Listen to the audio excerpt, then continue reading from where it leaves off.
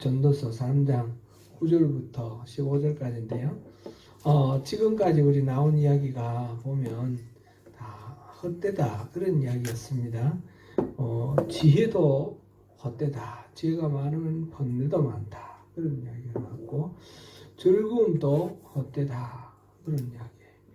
수고하고 뭐 이렇게 열심히 일하고 노력한 그것도 다 헛되다. 헛되다는 이야기를 쭉 하고 난 뒤에 그 다음에 3장 들어와서 범사에 기한이 있고 만물에 때가 있다. 그런 말씀을 8절까지 했습니다. 범사에 기한이 있다. 이런 말씀 때문에 우리가 또 용기를 얻는 측면이 있습니다. 그렇죠? 힘들고 어렵고 고통스러운 그런 시간이 있을지라도 이 모든 것들이 다 기한이 있으니까 이 또한 지나가리라. 한국에서 유행하는 하나의 말이 있는 것 같아요. 그런 말로 우리가 위로를 삼고 또 견뎌내는, 힘들고 어려운 상황을 견뎌내고 극복해낼 수 있는 그런 또 용기를 주는 그런 말씀입니다.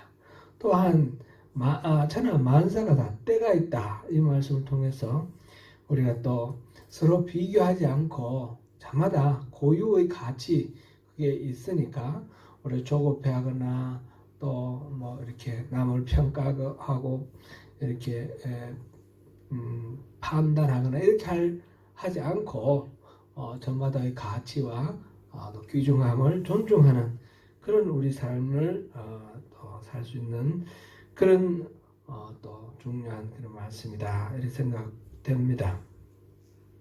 그러나 이제 지난주에 이 말씀 보면서 그러면 우리가 그 때를 다 알면 좋겠는데, 그죠? 일어날 때 일어나고 앉을 때 앉고 다 그러면 좋은데, 물러날 때 물러나고 또 버틸 때 버티고 그런 때를 잘 알면 좋겠는데, 그 때가 진짜 때를 아는 것이 지혜다 이런 생각이 들어요. 역사적으로도 보면 그런 일들이 많이 있지 않습니까? 그거를 알아내는 것이 말하자면 뭐 점쟁이들의 할 일이기도 하고, 정치적인 어떤 상황 속에서 정치가들의 경륜이기도 하고, 그게 지혜인 것 같아요. 근데 하나님이 우리에게 만물에게 때를 정해 주셨는데 그 때를 자연의 어떤 꽃피는 시절 이런 거는 알지만 인간사에 있어서 이렇게 우리가 진퇴라든지 뭐 이런 것들을 아는 거는 참 쉽지 않다 그런 생각이 들면서 우리 하나님께 지혜를 구해야 되겠다 그런 생각이 듭니다.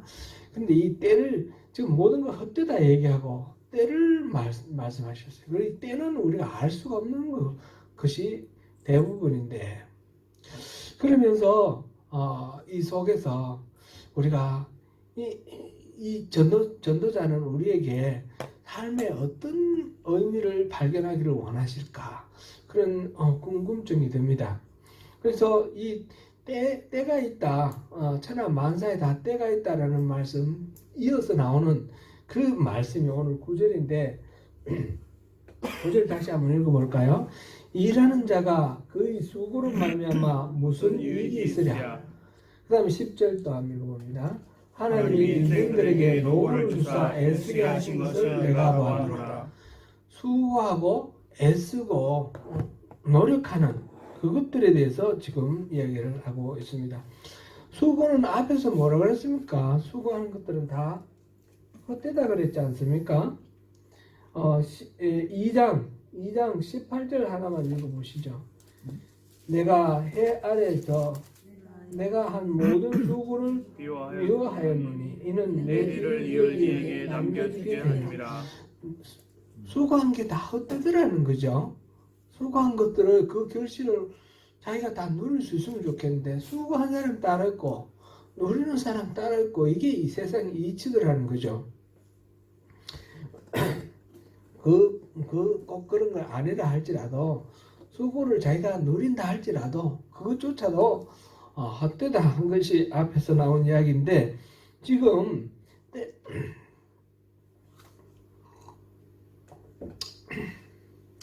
제가 이게 깜빡깜빡 잘 잊어먹어가지고 이거를 제 아내가 아까 여기서 얘기해 줬거든요. 녹음하라고 그랬는데 또 잊어버렸어요. 금방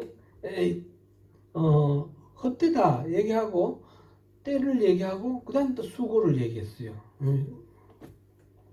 수고는 지금 일하는 자가 그 수고로 말미암아 무슨 이익이 있으랴? 수고해봐야 이익이 없다는 거죠. 수고해봐야 다 헛되다는 거죠. 하나님이 인생들에게 노고를 주사 애쓰게 하신 것을 내가 보았노라. 헛된 그 일을 위해서 인생들은 끊임없이 일하고 있습니다.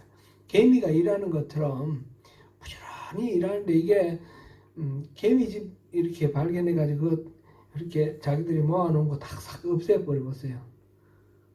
그럼 개미는 어떻게 하나요? 아 이게 나 소용없네. 그리고 그 다음부터 일을 안 합니까? 여전히 일합니다. 그죠? 전혀 뭐 아무 일 없었던 것처럼 열심히 일합니다.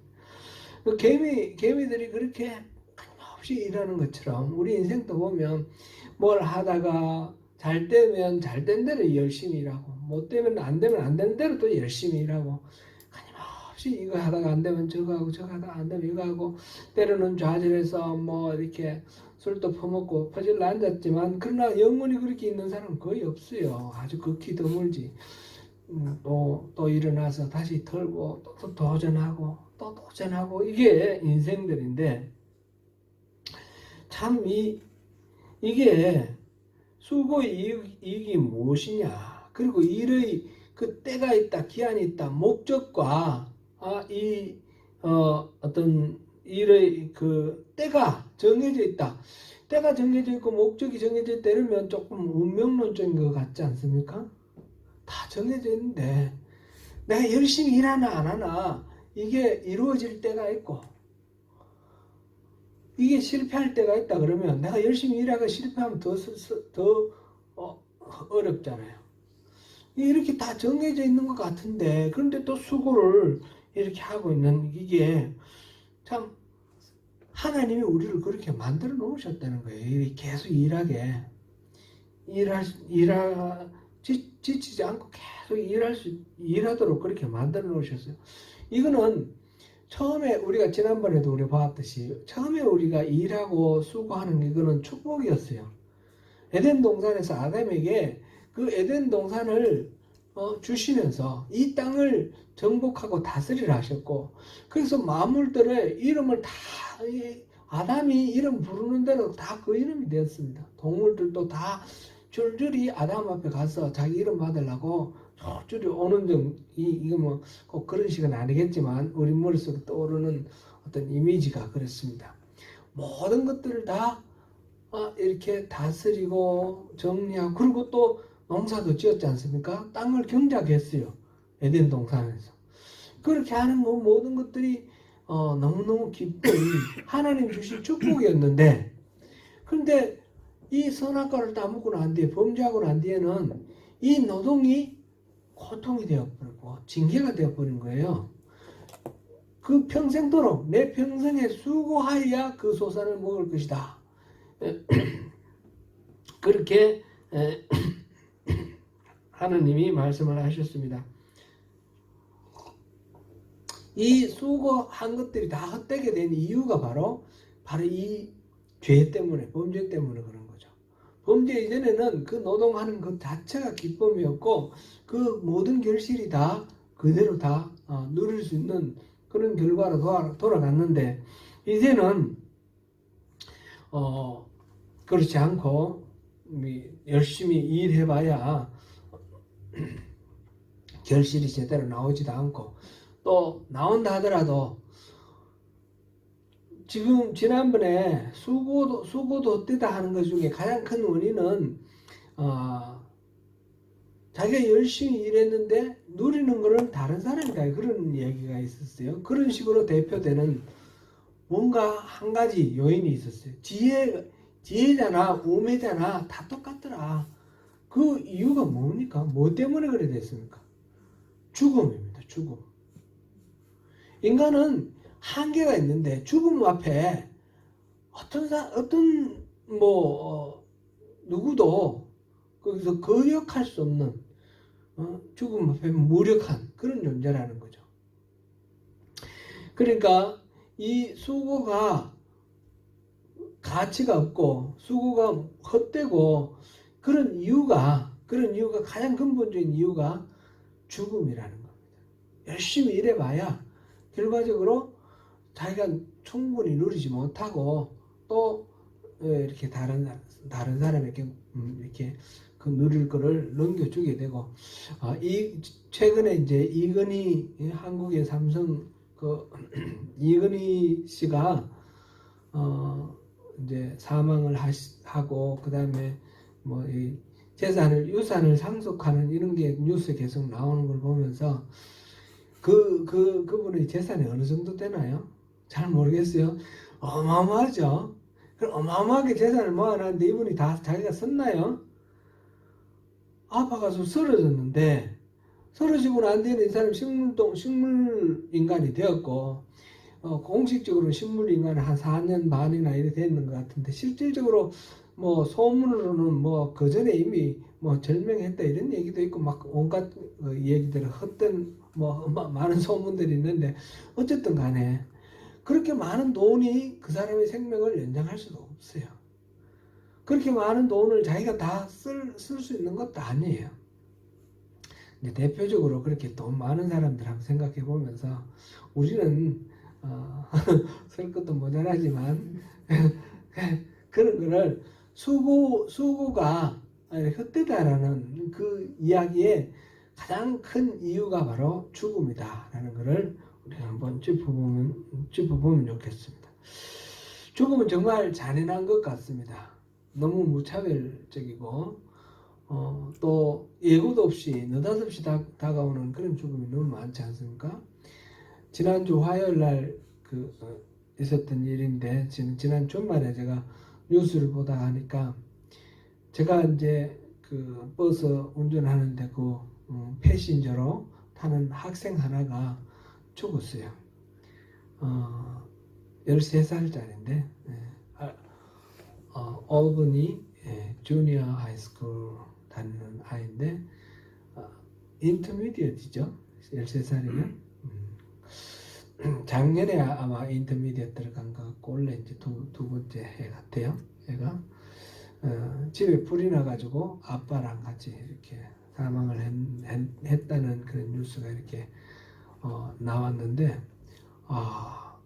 참 걔하고 저하고는 뭐 특별하게 뭐 가까이 있거나 뭐 그런 거 아니라서 속사정도 알 수가 없고 왜 그렇게 됐는지도 알 수가 없고 그런데 제가 몰던 버스에 맨날 타던 애니까 얘는 또 좀 기억에 남을 만한 행동을 많이 했어요. 그 시니어 하이스쿨에 내려가지고 주니어 하이스쿨까지 맨날 걸어가요. 그냥 주니어 하이스쿨까지 가서 내려도 되는데 맨날 시니어 하이 내려가지고 주니어 하이까지 걸어가더라고요. 그래서 이름 얘가 피닉스예요. 피닉스 불사조. 근데 얘가 죽었다는 소문을 들으니까 소식을 이 뉴스를 보니까 제가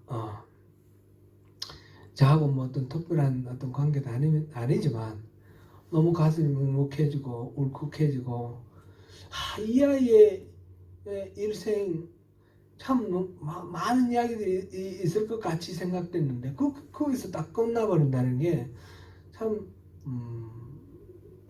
입이 다치는 할 말을 잃게 하는 그런 일이죠. 그리고 죽음은 그렇지 않습니까? 제 친구 하나가 열심히 살던 한 친구가 있었는데 페이스북 있잖아요. 요즘 페이스북을 보니까 어느 날 다른 사람이 그 친구한테 페이스북에 생일이라고 올렸어요. 형, 하늘나라에서는 더 이상 고생하지 않고 뭐 평안히 잘 지내세요. 모르는 사이에 얘가 죽은 거예요. 어떻게 죽은지도 알 수가 없어요. 또 다른 친구한테 제가 메시지를 보냈어요. 그 친구 어떻게 됐나. 그런데 뭐 이게 메시지를 안 보는지 아직까지는 그 내용을 잘 이 친구도 열심히 뭐 학교 다닐 때는 공부도 열심히 했고 성대 나왔는데 성대에서 또 학생회 뭐 활동도 열심히 하고 최근에는 뭐 이게 국회의원 되려고 막 정치 열심히 하고 그전에는 비즈니스 한다고 해서 또 비즈니스 열심히 하다가 IMF 때 이제 망해가지고 막 고생하고 이 친구에게 이때까지 그 친구는 그래도 많이 살았어요. 그죠? 60년 살았으니까.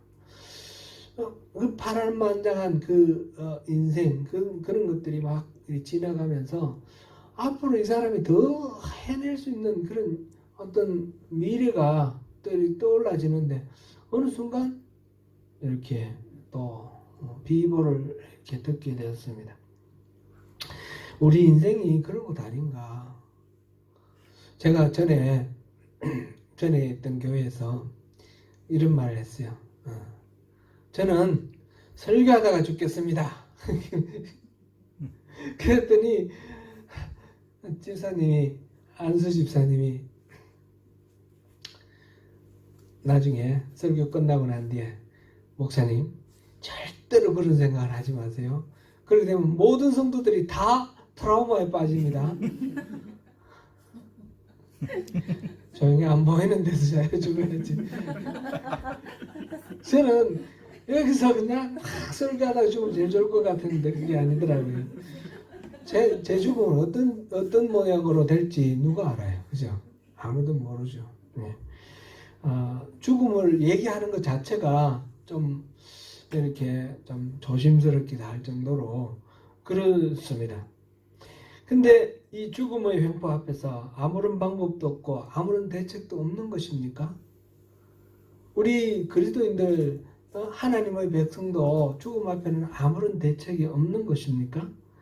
이 코엘렛 전도자는 돌연 갑작스럽게 이 헛되다 하고 그 다음에 때가 있다 하고 그 다음에 수고가 다 헛되다 하면서 죽음 때문에 모든 것들이 다 헛되다는 이 상황을 말해놓고 지금 갑작스럽게 얘기하는 것이 11절에 나오는 이야기입니다. 11절 한번 다시 읽어보겠습니다.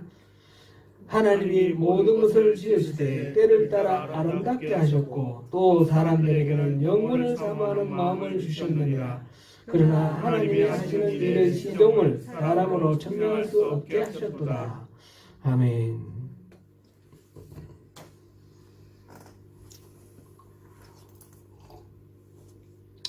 이 수고를 통해서 우리가 허망하다 느끼는 게 바로 죽음이었는데 그런 수고가 헛되다는 걸 통해서 뭘 사람들이 알게 되었느냐. 하나님은 우리에게 이게 헛된 수고를 왜 하게 하셨느냐.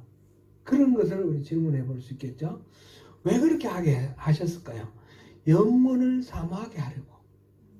영혼을 사모하게 하고 열심히 해봐야 죽음 앞에 이렇게 맥없이 그냥 폭망하는 것을 보면서 죽음의 이 횡포 앞에 어쩔 수 없이 휘둘리는 우리 인생 이 인생들을 바라보면서 우리 마음속에는 이 죽음 너머의 세계에 대해서 동경을 하게 하는 거죠. 영원한 생명에 대한 소망을 품게 하는 거죠.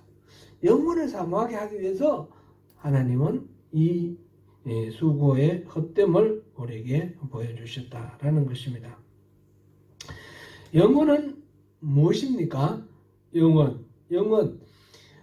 영혼은 시간이 무진장 긴 그런 것을 말하는 것이 아닙니다.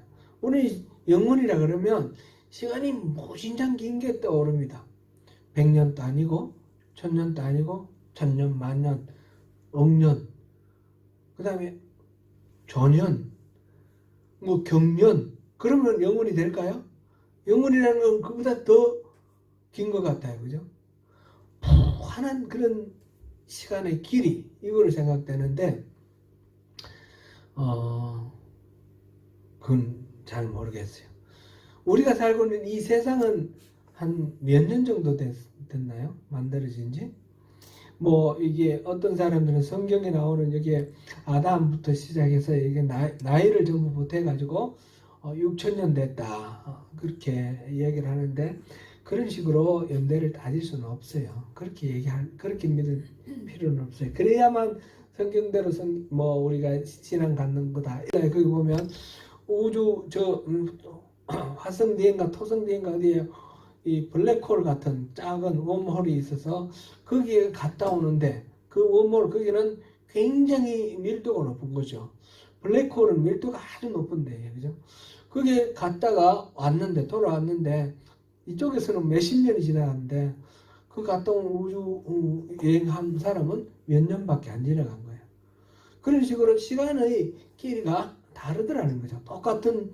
그러니까 갔다 왔다 하는 똑같은 공간에서 출발해서 똑같은 공간에 왔는데 이런 식으로 생각해 보면 시간은 상대적이고 또 시간은 우리가 생각했던 것처럼 객관적으로 존재하는 어떤 이렇게 척도가 있는 그런 것이 아니고 우주가 만들어질 때 시간도 하나의 피조물이라는 거죠. 그러니까 영원이라는 거는 우리가 알고 있는 영원이라는 거는 이런 식으로 만들어진 시간의 길이로 따져가지고는 영원이라는 걸 우리가 도달할 수가 없는 거예요. 영원은 이 시간을 초월하는 걸 말하는 거죠. 공간과 함께 시간이 나왔으니까 공간과 시간을 초월하는 거예요. 그러니까 영원이라는 걸 피지컬리로 이렇게 생각해 보면 지금 우리가 살고 있는 이 세상과는 차원이 다른 또 더 높은 차원의 어떤 세계 이런 거로 이제 떠올릴 수 있는 것이고 spiritually 영적으로 우리가 이해를 하면 영혼이라는 것은 다름 아니라 하나님과 함께 있는 거예요. 우주 만물을 만드시고 시간과 공간을 창조하신 하나님과 함께 있는 그 상황이 바로 영혼이에요. 우리가 영혼을 사모한다 할 때는 하나님과 함께 있는 것을 사모한다는 거죠. 하나님의 세계에 우리가 들어가는 거죠. 천국이 뭡니까? 하나님이 다스리는 세계 아닙니까? 그죠? 그게 하나님의 그 통치하심, 하나님의 품 안으로 들어가는 것, 그것을 우리가 사모하게 됩니다. 이 땅에서의 모든 삶이 허망하고 수고하고 땀 흘리는 모든 것들이 참 헛되고 이런 걸 느낄 때에 우리가 마음속으로 품는 거는 이런 걸 더 벗어나서 더 높은 차원의 하나님과 함께하는 그런 세계로 들어가면 좋겠다. 이런 제한과 이런 한계를 뛰어넘는 그런 세계로 들어가면 좋겠다. 그런 소망이 생기는 거죠. 제가 이제 시간을 막 이렇게 시간 막 인터스텔라 얘기하고 해가지고 시간에 대해서 오히려 헷갈리셨을 수도 있겠는데 그런 거는 내려놓으시고 영원을 사모한다는 말은 하나님과 함께 있기를 원한다. 그런 뜻이다 라는 것을 우리가 마음에 품으면 되겠습니다. 그것을 하나님께서 주셨습니다. 영혼을 사모하는 마음을 하나님이 우리에게 주셨다는 거죠. 하나님은 모든 것을 지으시되 때를 따라 아름답게 지었다 그랬습니다. 하나님이 천지 창조를 하실 때에 다 보시기에 좋았더라 하셨지 않습니까? 다 보시기에 좋았고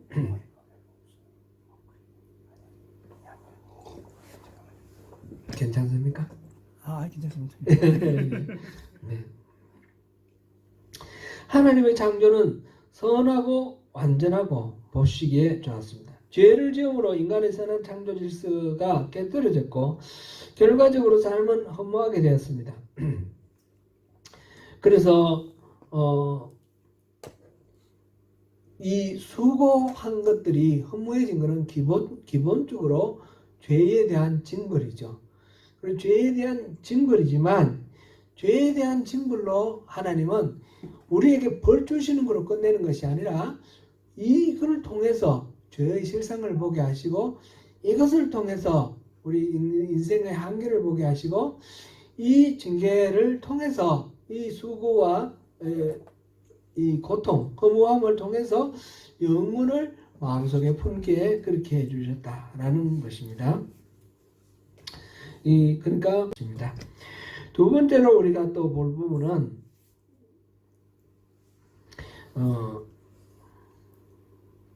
10 두 번째로 보기 전에 조금 더 보겠습니다. 이렇게 잠깐 메모리가 나왔어요.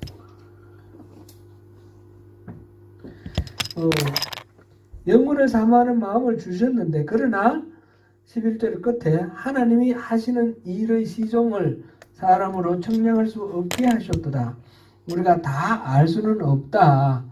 그게 하나님의 만드신 그런 우리의 현재 모습이다 라는 것을 하시는 일의 시종을 사람으로 측량할 수 없게 하셨도다. 우리가 다 알 수는 없다. 그게 하나님의 만드신 그런 우리의 현재 모습이다 라는 것을 말씀하셨습니다. 그런데 그와 동시에 그러므로 이제 모든 것을 다 알 수는 없고 영혼을 사모하는 마음은 주셨는데 그 모든 이치를 다 알 수는 없으니까 그러면 우리에게 하나님은 어떻게 살기를 또 바라실까 생각할 때 여기서 두 가지를 얘기했습니다. 12절 13절 같이 한번 읽어보겠습니다. 사람들이 사는 동안에 기뻐하며 선을 행하는 것보다 더 나은 것이 없는 줄을 내가 알았고 사람마다 먹고 마시는 것과 수고함으로 나를 누리는 그것이 하나님의 선물인 줄도 또한 알았도다. 우리 영혼에 대한 사모하는 마음은 있고 현재 우리가 살아가고 있는 이 삶은 우리가 이러보나 저러보나 허무하고 참 헛되다라는 것을 깨달을 때에 그러면 이 앞에서도 우리가 그런 이야기를 나누었는데 이 헛된 이 인생 버리고 그냥 다 포기하고 말자 이런 건 아니잖아요. 그죠? 영혼을 사모하는 마음과 함께 이 현재를 영혼과 연결하는 그런 삶이 필요한 것입니다. 그것이 여기서 두 가지로 얘기됐는데 사는 동안 기뻐하며 선을 행하는 것하고 그 다음에 먹고 마시는 것과 수고함으로 낙을 누리는 것 이것을 이야기를 했습니다. 그리고 그 끝에다가 이것이 하나님의 선물이다 그랬습니다. 영혼을 사모하는 마음을 주신 하나님이 그러면 오늘 살아가는 이 삶 속에서 이 헛되고 헛되다한 이 수고들 이런 것들을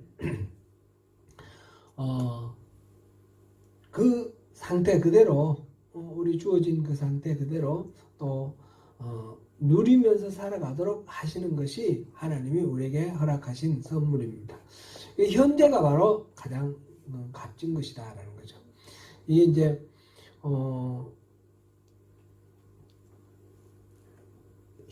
이 히브리 말에는 그런 말이 없는데 영어에 보면 프레젠트라는 말이 있잖아요. 선물, 그죠? 선물은 또 다른 이 프레젠트의 뜻이 또 다른 뜻이 있죠. 현재, 그죠? 현재.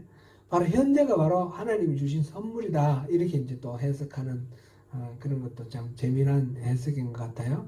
하나님이 우리에게 주신 오늘날의 이 상황은 이것도 다 하나님이 주신 선물이다.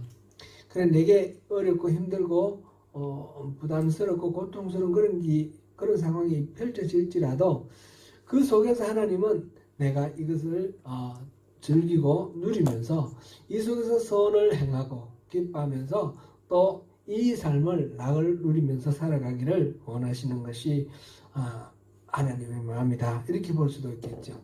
또 어떤 분은 이렇게 또 이야기를 했어요. 이것도 성경에 나오는 이야기라기보다 우리가 이제 받아들이기에 재미있게 받아들이는 방법.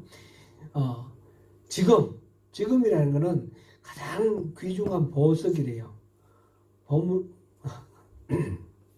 금보다도 더 귀한 것이 지금이래요.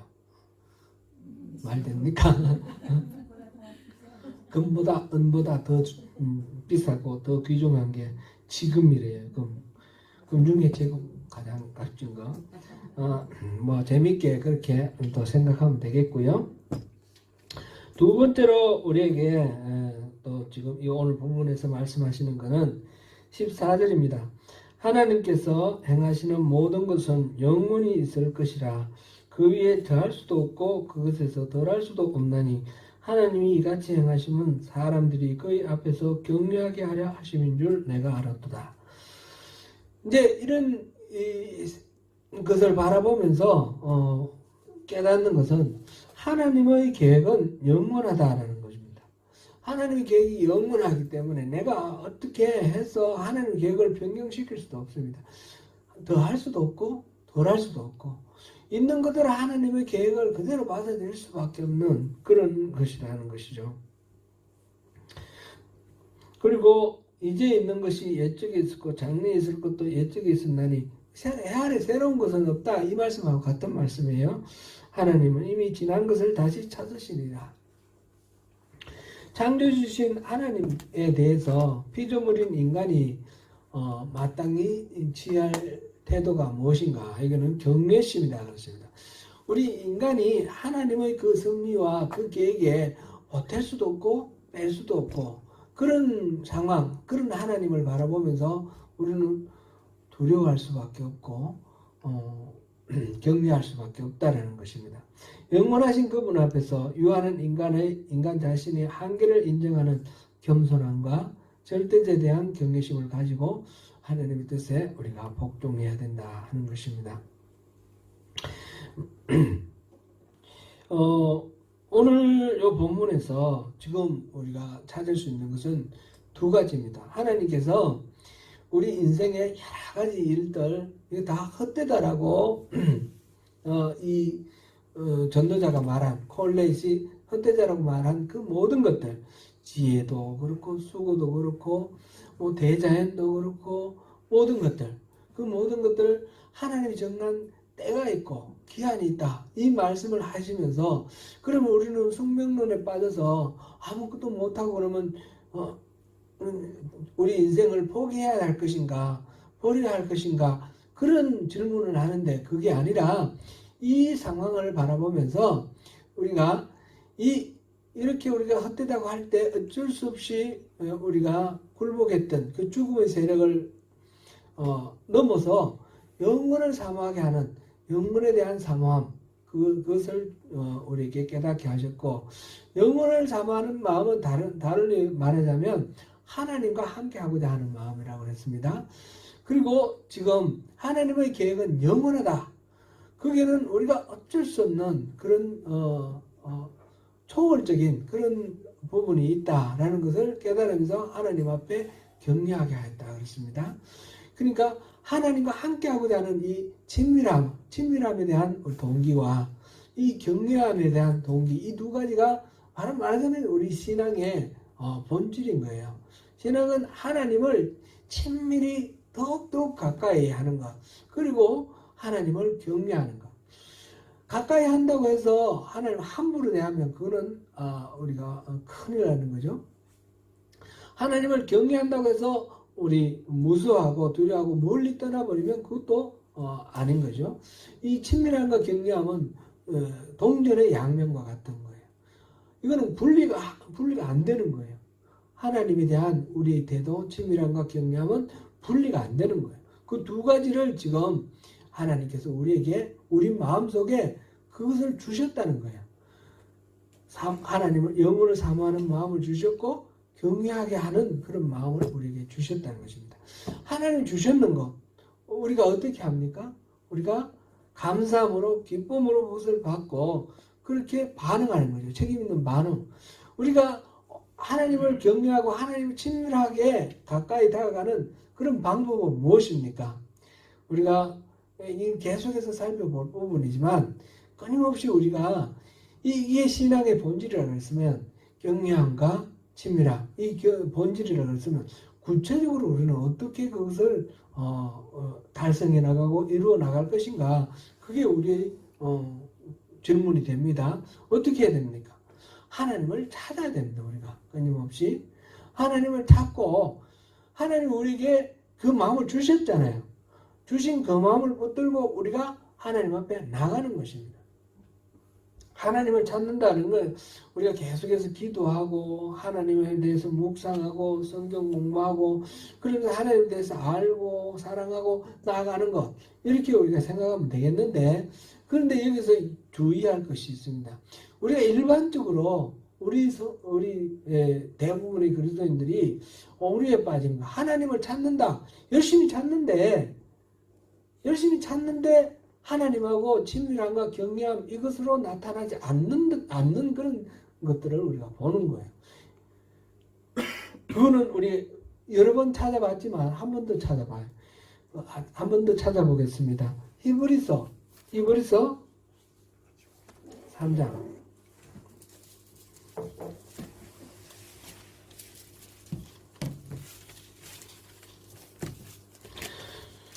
히브리서 3장 7절부터 11절까지만 보겠습니다. 7절부터 11절까지 읽습니다. 그러므로 성령이 이르신 바와 같이 오늘 너희가 그의 음성을 듣거든 광야에서 시험하는 날에 거역하던 것 같이 너희 마음을 완고하게 하지 말라. 거기서 너희 열조가 나를 시험하여 점검하고 40년 동안 나의 행사를 보았느니라.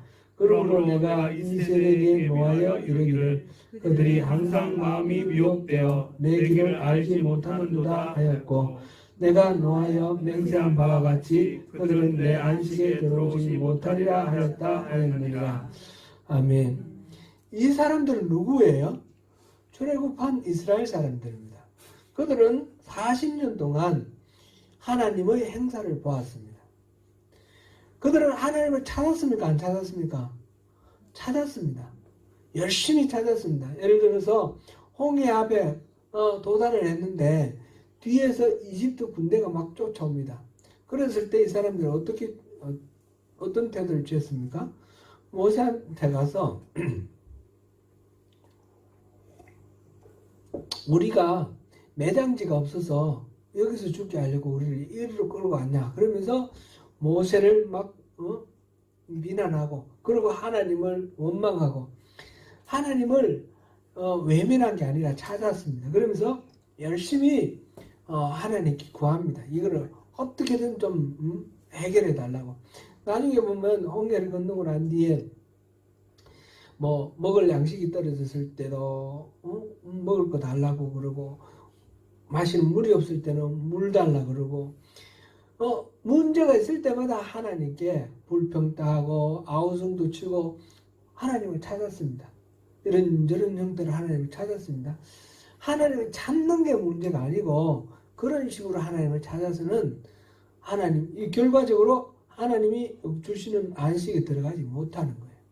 똑같이 위기에 봉착했지만 모세는 어떻게 했습니까? 모세도 하나님을 찾았죠. 하나님 찾았는데 이 사람들이 지금 여기 나오는 이 주인공들하고는 달랐습니다. 모세는 하나님께서 친구라고 불러주셨습니다. 모세와 이스라엘 백성들의 차이는 무엇입니까? 똑같이 하나님을 찾았는데 우리가 하나님을 찾는다 할 때 찾을 때 무조건 찾는다고 하나님 아우성 부르고 그런다고 해서 다 친밀감과 경외감이 이루어지는 것이 아니라는 것입니다. 무엇입니까? 이 사람들은 끊임없이 자기 문제를 하나님 앞에 내놓고 그 문제를 풀어달라고 하나님 이것을 제가 전에 이렇게 표현했습니다. 하나님의 손을 구하는 사람이라고 했습니다. 하나님의 손을 구하는 사람은 하나님의 손 권능 하나님의 능력으로 우리 문제를 해결해 달라고 계속해서 하나님께 숙제만 내는 그래서 말하자면 주여 주여 그래서 하나님을 주님이라고 부르긴 하지만 실질적으로는 이리 와서 내 문제를 풀어내라 그러면서 종으로 부리는 거예요. 그런 식으로 하나님의 손을 구하는 사람은 하나님을 하나님으로 대접하는 것이 아니라 종으로 부리는 것이기 때문에 경외함도 없는 것이에요. 친밀함도 없는 것입니다. 하나님을 손으로 구하는 것이 아니라 뭘 구하라 그랬습니까? 얼굴을 구하라 그랬습니다. 하나님 얼굴을 구하라는 말은 하나님 자신을 구하라는 뜻입니다. 하나님이 우리에게 베풀어 주시는 은혜와 능력 이런 걸 구하는 것이 아니라 그거는 손을 구하는 것이고 하나님 자신 하나님과 함께하는 것 자체 그것에 대해서 우리가 소망을 가지고 하나님께 계속 구하라. 하나님이 우리 안에 들어오시고 내가 하나님 안에 들어가는 것. 하나님의 능력으로 내가 어떤 만족을 얻는 것이 아니라 내가 하나님이 어떤 분이신지 알고 그 하나님의 그 존재 안으로 나를 이렇게 귀속시키는 것. 그럼 내가 변하는 거죠. 나의 중심이 없어지고 나의 중심에 하나님을 모시는 것이고 그래서 자기를 비우고 자기 십자가를 지고 하나님께로 나아가는 것 그것이 얼굴을 구하는 것입니다. 모세가 하나님을 만나기 위해서 시내산 꼭대기에 올라가 있을 때에 이 이스라엘 백성들이 황금 송아지를 만들었습니다. 그래서 하나님께서 노하셔서 모세에게 말씀하십니다. 내가 너희 조상들에게 약속한 대로 저 가나안 땅에 너희들 올려보내겠다. 거기에 7 부족이 있는데 내가 깨끗이 천사를 보내서 깨끗이 다 정리해 줄 텐다. 정리해 주겠다. 너희들 올라가서 잘 먹고 잘 살아라. 나는 안 간다. 그런 말씀이죠. 그랬더니 모세가 뭐라 그랬습니까? 하나님이 가시지 않으시려거든 우리를 올려보내지 마십시오. 거기가 어디였습니까? 광야였습니다. 척박한 광야. 하나님이 안 가시면 우리는 광야에 여기에 하나님과 더불어서 광야에 있는 게 낫지 하나님 없이 적과 꿀이 흐르는 가나안 땅에 가는 것 우리에게는 의미가 없습니다. 모세는 하나님을 구했습니다. 하나님이 손에 들려있는 그런 은혜와 능력과 축복 이것을 구하는 것이 아니라 하나님 자신을 구했습니다. 그래서 우리가 진짜 신앙이라는 것, 참된 신앙은 하나님과 친밀하게 교제하는 것이고 하나님과 깊은 사랑의 그런 관계로 들어가는 것인데 이거는 친밀감과 경외함이 하나가 되는 것입니다. 그것을 위해서는 우리가 어떻게 해야 되느냐? 하나님 얼굴을 구하고 하나님을 끊임없이 찾는 거죠. 매일매일 우리가 하루 종일 하나님을 예수님, 하나님 묵상하면서 살아가는 겁니다. 지난 주일날 성경 공부하시는 중에 나중에 이제 그런 질문이 있었어요. 뭐 하다 보면 내 힘으로 한 것 같고 내 힘으로 안 하고 하나님 힘으로 하려고 했는데 어느 순간 보면 또 내 힘으로 하는 것 같고 내 힘으로 하는 거하고 하나님의 힘으로 하는 거하고 어떤 차이가 있습니까? 그런 질문을 했어요. 여러분 어떻게 생각하세요? 하나님 힘으로 하나님께 전적으로 신뢰하고 우리 인생을 맡기는 게 믿음이라 그랬는데 그러면 나는 가만히 있는 겁니까? 그거 아니잖아요. 그 하나님이 모세에게 홍해를 가르기 위해서 지팡이를 뻗으라 그랬어요. 지팡이를 뻗어야 되는 겁니다. 가만히 있으면 홍해가 갈라지는 게 아니에요. 여리고성이 무너지는데 그 7일 동안 한 바퀴씩 돌아라 그랬잖아요. 그리고 7일째는 7바퀴를 돌아라 그래서 돌았지 않습니까? 그렇게 순종하고 움직일 때에 그 여리고성이 무너지는 겁니다. 요단강 건널 때는 어땠습니까? 그 제사장이 언약궤를 메고 그 막 범람하는 요단강에 발을 들여놓으니까 물이 끊어졌습니다.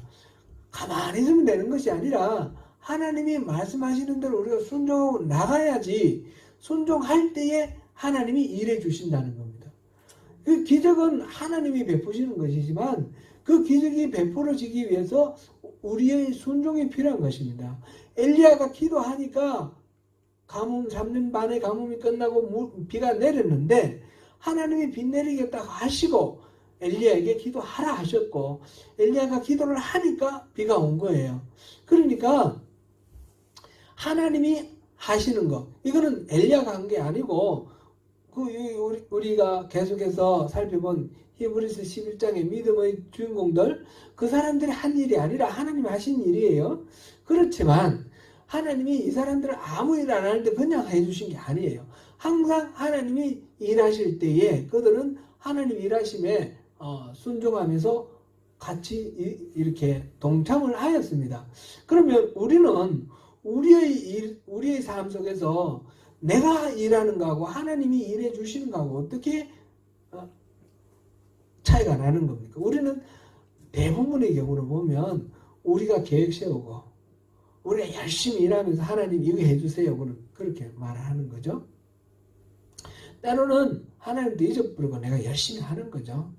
열심히 내일 하는 거예요. 그러니까 이거는 내일인 겁니다. 어디까지나. 그죠?